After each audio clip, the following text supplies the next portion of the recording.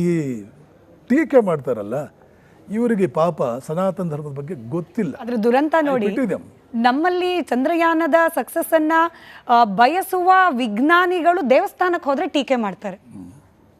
ಹೇಳದ್ನಲ್ಲ, ಆ ಟೀಕೆ ಮಾಡಿದವ್ರು ಯಾರು ಸೈನ್ಸ್ ಓದಿಲ್ಲ. ನನಗೆ ಕೆಲವು ಸಲ ಅನ್ಸೋದುಂಟು, ಸೈನ್ಸ್ನ ಗಂಧ ಗಾಳಿಯೂ ಇಲ್ಲ ಇವ್ರಿಗೆ.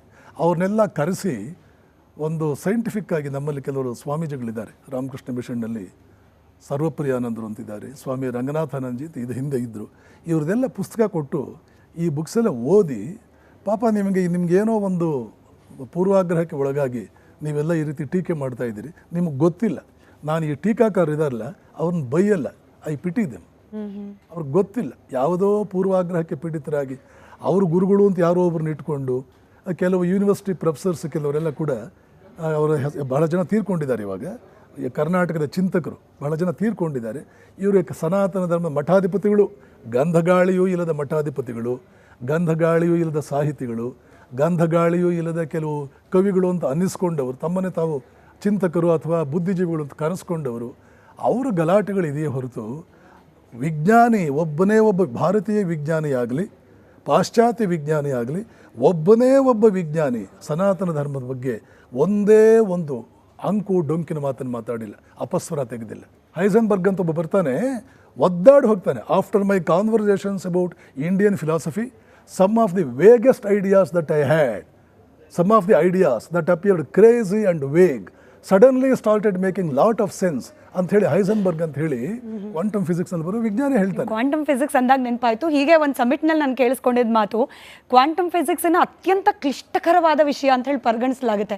ಬಟ್ ನಮ್ಮ ಅಂದ್ರೆ ಭಾರತೀಯ ನೆಲದ ಜ್ಞಾನ ಸಂಪತ್ತಿನ ತೃಣ ಮಾತ್ರ ಅದು ಅಂತ ಹೇಳಿ ಯಾರೋ ವಿಶ್ಲೇಷಣೆ ಮಾಡಿದ್ದನ್ನು ನಾವು, ಅಂದ್ರೆ ಅಷ್ಟು ಸಂಪತ್ಭರಿತವಾದ ಜ್ಞಾನ ಸಂಪತ್ತಿನ ನೆಲವೀಡು ಭಾರತ. ಇಲ್ಲಿನ ಧರ್ಮ, ಇಲ್ಲಿನ ಸನಾತನ ಸಂಸ್ಕೃತಿ, ಇದಕ್ಕಿರೋ ಸವಾಲುಗಳು ಯಾವ್ದ್ಯಾವುದು ಅಂತ ಹೇಳಿ ಗುರುಗಳೇ, ಕೇವಲ ರಾಜಕೀಯ ವ್ಯವಸ್ಥೆ ಮಾತ್ರನಾ? ರಾಜಕೀಯ ವ್ಯವಸ್ಥೆ ಬಹಳಷ್ಟು, ಯಾಕೆಂದರೆ ಪ್ರತಿಯೊಂದು ಅವ್ರ ಕೈಯಲ್ಲಿ ಇಟ್ಕೊಂಡ್ಬಿಟ್ಟಿದ್ದಾರೆ, ಪ್ರತಿಯೊಂದು ಅವ್ರ ಕೈಯಲ್ಲಿ ಇಟ್ಕೊಂಡು. Research lab, ISRO research lab, ಏನು ಕೆಲಸ ಅವ್ರಿಗಲ್ಲಿ?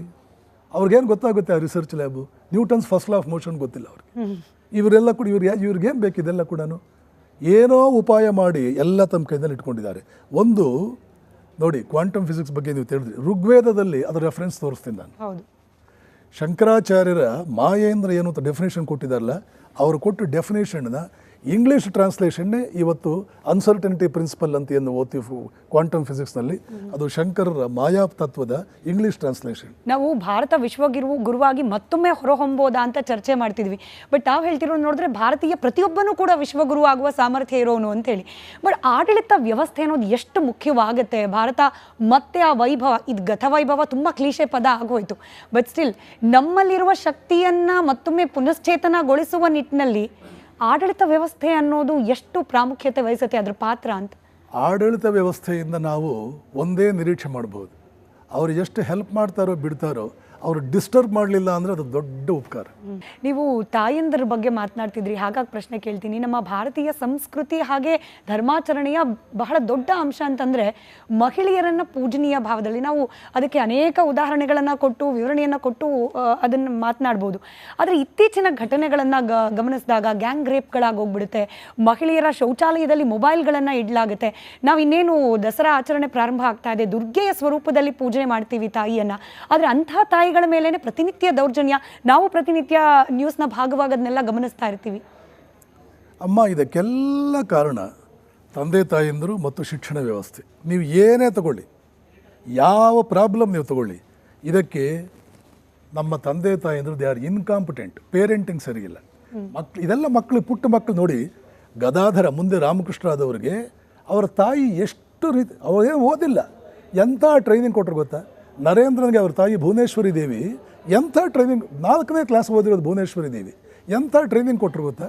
ಇವ್ರಿಗೆ ಇದೆಲ್ಲ ಏನು ಪ್ರಾಬ್ಲಮ್ ಇದೆ ಇವ್ರಿಗೆ ಹೇಳಬೇಕು. ನೋಡಿ, ಆವಾಗಲೇ ಹೇಳಿದೆ, ಧರ್ಮ ಅಂತಂದರೆ ಒಳಗಡೆ ಸುಪ್ತವಾಗಿರುವ ಶಕ್ತಿಗಳನ್ನು ಜಾಗೃತಗೊಳಿಸೋದಕ್ಕೆ ಬೇಕಾದ ಟ್ರೈನಿಂಗ್ ಅಂತ. 6 ಶತ್ರುಗಳು ಪ್ರತಿಯೊಬ್ಬರ ಮನಸ್ಸಿನಲ್ಲಿ ಹೊಂಚು ಹಾಕ್ತಾ ಇದ್ದಾರೆ. ಜಗತ್ತನ್ನೇ ಆಳುವ ಸಾಮರ್ಥ್ಯ ನಿನಗಿದೆ, ನೀನು ಬ್ರಹ್ಮ, ಕಾಲ, ದೇಶ ಸಾಮರ್ಥ್ಯಗಳನ್ನು ಮೀರಿ ನೀನು ಬೆಳೆಯಬಲ್ಲೆ ಅಂತ ಇಷ್ಟೊತ್ತು ನಾವು ಹೇಳಿದ್ವಲ್ಲ ವಿದ್ಯಾರ್ಥಿ. ಆದರೆ ಮನಸ್ಸಿನ ಈ ಶಕ್ತಿಗಳನ್ನು ತಿನ್ನುವುದಕ್ಕೆ ಹೊಂಚು ಹಾಕ್ಕೊಂಡು ನಿನಗೆ ಬಹಳ ಸ್ನೇಹಿತರಂತೆ ನಟನೆ ಮಾಡ್ತಾ ಒಳಗಡೆ 6 ಶತ್ರುಗಳಿದ್ದಾರೆ. ಅದರಲ್ಲಿ ಮೋಸ್ಟ್ ಪವರ್ಫುಲ್ ಶತ್ರು ಕಾಮ, ಕ್ರೋಧ, ಲೋಭ, ಮೋಹ, ಮದ, ಮಾತ್ಸರ್ಯ, ಇನ್ನು ಬೇರೆ ಶತ್ರುಗಳು. ಈ ಎಲ್ಲ ಶತ್ರುಗಳ 100 ಪಟ್ಟು ಪರಮಶತ್ರು ಕಾಮ. ಅವನೇನಾದರೂ ನಿನ್ನಲ್ಲಿ ಜಾಗೃತಗೊಂಡ್ರೆ ನಿನ್ನ ಮನಸ್ಸಿನ ಶಕ್ತಿಗಳು ಸಾಯುತ್ತವೆ, ನಿನ್ನ ಬುದ್ಧಿ ಸತ್ತು ಹೋಗುತ್ತದೆ, ನಿನ್ನ ಪ್ರಜ್ಞಾವಂತಿಕೆ ಸಾಯುತ್ತದೆ, ನೀನು ತಗೊಂಡ ಡಿಸಿಷನ್ಸ್ ಎಲ್ಲ ರಾಂಗ್ ಇರುತ್ತೆ, ನೀನು ತಗೊಂಡ ಪ್ರತಿ ಡಿಸಿಷನ್ ರಾಂಗ್ ಇರುತ್ತೆ. ಹೀಗಾಗಿ ನಾವು ಮಕ್ಕಳಿಗೆ ಹೇಳಬೇಕು, ಮಕ್ಕಳೇ ಈ 6 ಶತ್ರುಗಳು ಒಳಗಡೆ ಇದ್ದಾರೆ, ಅವರೇನಾದರೂ ನೀವು ಕಂಟ್ರೋಲ್ ಮಾಡಲಿಲ್ಲ ಅಂದರೆ, ಅವರಿಗೆ ನೀವು ನಿಮ್ಮ ನಿಯಂತ್ರಣದಲ್ಲಿ ಇಟ್ಕೊಳ್ಳಿಲ್ಲ ಅಂದರೆ, ಅವರೇನಾದರೂ ಜಾಗೃತಗೊಂಡ್ರೆ ನಿಮ್ಮ ಇಡೀ ಜೀವನ ಸತ್ಯನಾಶವಾಗುತ್ತದೆ, ಹಾಳಾಗಿ ಹೋಗ್ಬಿಡುತ್ತೆ. ಗುರುಗಳ ನಿಮ್ಮ ಮಾತೆಲ್ಲ ಕೇಳ್ತಿದ್ದಾಗ ನಮ್ಮ ಆಳುವವರು ಬಹುಶಃ ಈಗಿನ ವ್ಯವಸ್ಥೆಯಲ್ಲಿ ಆಳುವವರು ಅಂತ ಹೇಳಲಿಕ್ಕೆ ಸಾಧ್ಯ ಅಲ್ವೇನೋ, ಅಥವಾ ಆಡಳಿತ ವ್ಯವಸ್ಥೆಯಲ್ಲಿರುವವರಿಗೆ ಇದರ ಪರಿಜ್ಞಾನ ಇರಲೇಬೇಕು, ವ್ಯವಸ್ಥೆಗಳು ಸುಧಾರಿಸಬೇಕು ಅಂದರೆ. ಆಗ ನನಗೆ ಹುಟ್ಟೋ ದೊಡ್ಡ ಅನುಮಾನ ಅಂತಂದರೆ ಪ್ರಜಾಪ್ರಭುತ್ವ ವ್ಯವಸ್ಥೆ. ನೀವು ಗಾಂಧೀಜಿಯವರ ವಿಚಾರವನ್ನು ಪ್ರಸ್ತಾಪ ಮಾಡ್ತಿದ್ರಿ. ಅಂತ ಅನೇಕರು ಹೋರಾಟ ಮಾಡಿ ಭಾರತಕ್ಕೆ ಸ್ವಾತಂತ್ರ್ಯವನ್ನು ತಂದುಕೊಟ್ಟ ನಂತರ ಸ್ಥಾಪನೆಯಾದ ಪ್ರಜಾಪ್ರಭುತ್ವ ವ್ಯವಸ್ಥೆ ಈಗ ಬೇರೆ ಬೇರೆ ರೀತಿಯಲ್ಲಿ ಅದು ಡಿಫಾರ್ಮ್ ಆಗಿಬಿಟ್ಟಿದೆಯಾ ಅಂತ ಹೇಳಿ. ಪ್ರಜಾಪ್ರಭುತ್ವ ವ್ಯವಸ್ಥೆ ಅನ್ನೋದು ಮಾರಕವೋ ಪೂರಕವೋ ವರಾನೋ ಶಾಪನೋ, ಅದೇ ಅನುಮಾನ ಆಗ್ತಿದೆ ನಿಮ್ಮ ಮಾತುಗಳನ್ನು ಕೇಳಿದ ನಂತರ. ಸದ್ಯದ ಪರಿಸ್ಥಿತಿಯಲ್ಲಿ ಭಾರತದಲ್ಲಿ ಪ್ರಜಾಪ್ರಭುತ್ವ ಇದೆಯಲ್ಲ, ಇದು ಪ್ರಗತಿಗೆ ಮಾರಕ. ಯಾಕೆ ಅಂದರೆ ಇಲ್ಲಿ ಪ್ರಜಾಪ್ರಭುತ್ವ ಇಲ್ಲ, ಆ ಹೆಸರಿಟ್ಟಿದ್ದಾರೆ. ನಾನು ಹೇಳಿದ್ನಲ್ಲ, ಅಧ್ಯಯನ ನಡೆದೇ ಇಲ್ಲ. ಪ್ರಜ್ಞಾವಂತರು ದೇಶದ ಚುಕ್ಕಾಣಿ ಹಿಡಿದು ಯಾವ ಯಾವ ಜಾಗದಲ್ಲಿ ಏನೇನು ವ್ಯವಸ್ಥೆ ಆಗಬೇಕು ಅದು ಆಗಲೇ ಇಲ್ಲ. ಪ್ರಜ್ಞಾವಂತರಿಗೆ, ಪ್ರಬುದ್ಧರಿಗೆ, ವಿದ್ಯಾವಂತರಿಗೆ ಸ್ವಾತಂತ್ರ್ಯದ ದಿನಗಳಿಂದಲೂ ಇಲ್ಲಿ ಅವಕಾಶಗಳು ಸಿಗಲಿಲ್ಲ. ಅವಕಾಶ ಸಿಕ್ಕಿದವರಿಗೆ ಸಾಮರ್ಥ್ಯ ಇಲ್ಲ. ಇದು ಈ ದೇಶದ ದುರಂತ. ಈಗ ನೋಡಿ, ಇಡೀ ಪ್ರಜಾಪ್ರಭುತ್ವಕ್ಕೆ ಬುನಾದಿ ಪ್ಲಾಟೋನ ದಿ ರಿಪಬ್ಲಿಕ್ ಅನ್ನುವ ಪುಸ್ತಕ. ನೀವು ಇವತ್ತು ನಿಮ್ಮ ಕಾನ್ಸ್ಟಿಟ್ಯೂಷನಲ್ಲಿ we the people of India ಅಂತ ನಾವು ಬರೆದಿರಬಹುದು. ಪೀಪಲ್ ಆಫ್ ಇಂಡಿಯಾ ಅಂತ ಅಲ್ಲಿ ಬರಬಾರ್ದಾಗಿತ್ತು. ಅಲ್ಲಿ ಪೀಪಲ್ ಆಫ್ ಇಂಡಿಯಾ ಅಂತ ಬರಿಬಾರ್ದಾಗಿತ್ತು. ನೀವು ಏನು ಬರಿಬೇಕಾಗಿತ್ತು? We the citizens of India. Peoples ಬೇರೆ, ಸಿಟಿಸನ್ಸ್ ಬೇರೆ. ರಿಪಬ್ಲಿಕ್ ಪುಸ್ತಕದಲ್ಲಿ ಪ್ಲಾಟೋ ಹೇಳಿರೋದು, ಯಾರು ವೋಟ್ ಮಾಡಿ ತಮ್ಮ ಪ್ರತಿನಿಧಿಗಳನ್ನು ವೋಟ್ ಮಾಡಬೇಕು, ಆರಿಸಬೇಕು ಅಂತ ಹೇಳೋದು ಸಿಟಿಸನ್ಸ್ ವೋಟ್ ಮಾಡಬೇಕು. ಸಿಟಿಸನ್ ಯಾರು? ಹಾಗಾದರೆ ಸಿಟಿಸನ್ ಅಂದರೆ ಯಾರು? 18 ವರ್ಷ ವಯಸ್ಸಾದವ್ರನ್ನೆಲ್ಲ ಸಿಟಿಸನ್ ಅಂತ ಪರಿಗಣಿಸ್ತೀರಲ್ಲ, ನಿಮ್ಮ ದುರಂತಗಳ ಮೂಲ ಇರೋದೇ ಅಲ್ಲಿ. ಸಾಮಾಜಿಕ ಅಭಿವೃದ್ಧಿ ಕಾರ್ಯಗಳಲ್ಲಿ ಪ್ರಜ್ಞಾಪೂರ್ವಕವಾಗಿ ಯಾರು ಪಾಲು ತಗೊಳ್ತಾರೋ ಅವನು ಸಿಟಿಸನ್.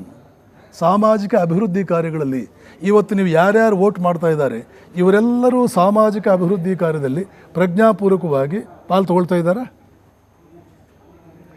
ಇವರು ವೋಟ್ಗಳು ಹೇಗೆ ಬರುತ್ತೆ? ವೋಟ್ಗಳಲ್ಲಿ ಹೇಗೆ ಬರುತ್ತೆ? ನಮ್ಮ ಒಬ್ಬರು ಹಿರಿಯ ಸನ್ಯಾಸಿಗಳು ಹೇಳ್ತಾ ಇದ್ರು, ಸ್ವಲ್ಪ ಖಾರ ಅಂತ ಅನಿಸ್ಬೋದು. ನೇರ ಮಾತು, ಸತ್ಯ ಯಾವಾಗಲೂ ಖಾರವೇ, ಸತ್ಯ ಯಾವಾಗಲೂ ರುಚಿ ರುಚಿಯಾಗಿರಲ್ಲ. ಏನು ಹೇಳ್ತಿದ್ರು ಗೊತ್ತಾ? ಸದ್ಯದ ಭಾರತೀಯ ಪ್ರಜಾಪ್ರಭುತ್ವ ಅಂದ್ಕೊಂಡು ಏನು ಹೇಳ್ತಿದ್ರು ಗೊತ್ತಾ? ಮದ್ಯ ಕುಡಿಸಿ, ಮತ್ತು ಬರಿಸಿ, ಮತಿ ಕೆಡಿಸಿ, ಮತವನ್ನು ಪಡೆದವನು ಮತಿವಂತನಾಗಿ ಆಳಬಲ್ಲನೆ. ಇದು ಸದ್ಯದ ಪ್ರಜಾಪ್ರಭುತ್ವ.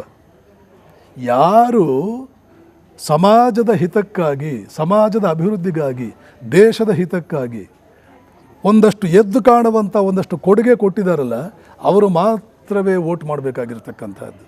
18 ವರ್ಷ ವಯಸ್ಸು ಮೇಲ್ಪಟ್ಟವರೆಲ್ಲರೂ ಅಲ್ಲ. ಇವರು ವೋಟಿಗೆ ಬೆಲೆ ಎಷ್ಟು? ಇವರು ವೋಟನ್ನು ಪಡೆದುಕೊಳ್ಳೋದಕ್ಕೆ ಏನೇನು ಉಪಾಯಗಳು ಮಾಡ್ತಾ ಇದ್ದಾರೆ? ಯಾವ ವ್ಯಕ್ತಿ ತನ್ನ ವೋಟಿನ ಬೆಲೆಯೇ ಗೊತ್ತಿಲ್ಲದೆ ಯಾವುದೋ ತುಚ್ಛ ಒಂದು ಸಣ್ಣ ಆಕರ್ಷಣೆಗಾಗಿ ತನ್ನ ವೋಟವನ್ನು ಬಲಿ ಕೊಡ್ತಾನೋ ಅವನನ್ನು ಪ್ರಜೆ ಅಂತ ಕರಿತೀರ ನೀವು? ಯಾರೋ ಕೆಲವು ಜಾಗಗಳಲ್ಲಿ ಕೂತ್ಕೋಬೇಕಾಗಿತ್ತು, ಆದ್ದರಿಂದ ಅವ್ರು ತಮ್ಮ ಅನುಕೂಲಕ್ಕೆ ತಕ್ಕಂತೆ ಅವ್ರು ಪ್ರಜಾಪ್ರಭುತ್ವ ಮಾಡಿಕೊಂಡ್ರು. ಇವತ್ತು ನೀವು ಸೆನ್ಸಸ್ ತಗೊಳ್ಳಿ, ಅಲ್ಲಲ್ಲೇ ಸ್ಯಾಂಪಲ್ಸ್ ತಗೊಳ್ಳಿ, ಬೇರೆ ಬೇರೆ ಕ್ರಾಸ್ ಸೆಕ್ಷನ್ಸ್ ಆಫ್ ಸೊಸೈಟಿ ಹತ್ರ ಹೋಗಿ, ನಿನ್ನ ಮಕ್ಕಳಿಗೆ ಎಜುಕೇಷನ್ ನಾನು ಕೊಡ್ತೀನಮ್ಮ, ನಿನಗೊಂದು ಮನೆ ಕೊಡಿಸ್ತೀನಿ, ಊಟಕ್ಕೆ ವ್ಯವಸ್ಥೆ ಮಾಡ್ತೀನಿ, ನಿನ್ನ ರಸ್ತೆಗಳು ಏನು ತೊಂದರೆ ಇಲ್ಲಂತೆ ಮಾಡ್ತೀನಿ, ಆರೋಗ್ಯಕ್ಕೆ ತೊಂದರೆ ಆಗದಂತೆ ಒಳ್ಳೆ ಆಸ್ಪತ್ರೆ ಕೊಡ್ತೀನಿ, ನಾವು ವ್ಯವಸ್ಥೆ ಪ್ರಜಾಪ್ರಭುತ್ವ. ನಿಮ್ಗೆ ವೋಟ್ ಬೇಕಾದರೆ ವೋಟ್ ಇರ್ಬೋದು, ಇಲ್ಲ ಅಂದರೆ ಬೇಡ. ಇಲ್ಲ ಇಷ್ಟೆಲ್ಲದ ನಡುವೆ ನಾನು ವೋಟ್ ಹಾಕಲೇಬೇಕು ಅಂತ ಅನಿಸುತ್ತೋ, ಇಷ್ಟೆಲ್ಲ ನೀವು ಕೊಡೋದಾದರೆ ವೋಟ್ ಹಾಕಬೇಕು ಮತ್ತೊಂದು ಮಗದೊಂದು ಯಾಕೆ, ಅದನ್ನು ಇಷ್ಟು ಕೊಟ್ಟರೆ ಸಾಕು, ನೀವು ಏನು ಬೇಕಾದ್ರೂ ಮಾಡ್ಕೊಳ್ಳಿ ನಮಗೇನು ಅಂತ ಜನ ಬಯಸ್ತಾರೆ. ನೀವು ದೇಶದ ಉದ್ದಗಲಕ್ಕೂ ಸರ್ವೆ ತಗೊಳ್ಳಿ, ನನಗನ್ಸಿದ ಮಟ್ಟಿಗೆ if they are of unprejudiced mind they will opt for the first option. ನಮಗೆ ಬೇಕಾಗಿರೋ ಸವಲತ್ತು, ನೀವು ಏನು ತೊಗೊಂಡ್ರು ನಮಗೇನು, ಯಾವ ಸಿಸ್ಟಮ್ದಲ್ಲಿ ನೀವು ಆಳಿದ್ರೆ ಏನು. ನಿಜ ಗುರುಗಳೇ, ಹೊತ್ತು ಹೋಗಿದ್ದು ಗೊತ್ತಾಗಿಲ್ಲ. ಭವ್ಯ ಭಾರತದ ನಿರ್ಮಾಣದ ಕನಸು ನಾವೆಲ್ಲರೂ ಕೂಡ ಕಾಣ್ತೀವಿ, ಆದರೆ ಅದಕ್ಕಿರೋ ಸವಾಲುಗಳು ಹಾಗೆ ತೊಡಕು ಹುಳುಕು ಎಲ್ಲದ್ರ ಬಗ್ಗೆ ಪ್ರಸ್ತಾಪ ಆಯಿತು. ಪರಿಹಾರದ ಬಗ್ಗೆ ಕೂಡ ಮಾತನಾಡಿದ್ರಿ. ಬಟ್ ನನ್ನ ಚಿಕ್ಕದೊಂದು ಆಸೆ ಅಂದರೆ ಈ ಪರಿಹಾರಗಳ ಬಗ್ಗೆನೇ ಇನ್ನೂ ಸುದೀರ್ಘವಾಗಿ ಮಾತನಾಡಲಿಕ್ಕೆ ಮತ್ತೊಮ್ಮೆ ಅವಕಾಶ ಮಾಡಿಕೊಡಿ ಅಂತ ಹೇಳಿ ಇವತ್ತಿನ ಈ ಮಾತುಕತೆಗೆ ಸಮಯ ಇದ್ದದಷ್ಟೇ. ಧನ್ಯವಾದ. ಮತ್ತೊಮ್ಮೆ ತುಂಬ ಹೃದಯದ ಧನ್ಯವಾದ ನಮ್ಮ ಎಲ್ಲ ವೀಕ್ಷಕರ ಪರವಾಗಿ ತಮಗೆ. ಥ್ಯಾಂಕ್ ಯು ಅಮ್ಮ. ವೀಕ್ಷಕರಿಗೂ ಧನ್ಯವಾದಗಳು. ಇದಾಗಿತ್ತು ಇವತ್ತಿನ ವಿಶೇಷ ಸಂದರ್ಶನ. ನೋಡ್ತಾ ಇರಿ ರಿಪಬ್ಲಿಕ್ ಕನ್ನಡ, ಇದು ನಿಮ್ಮ ಧ್ವನಿ.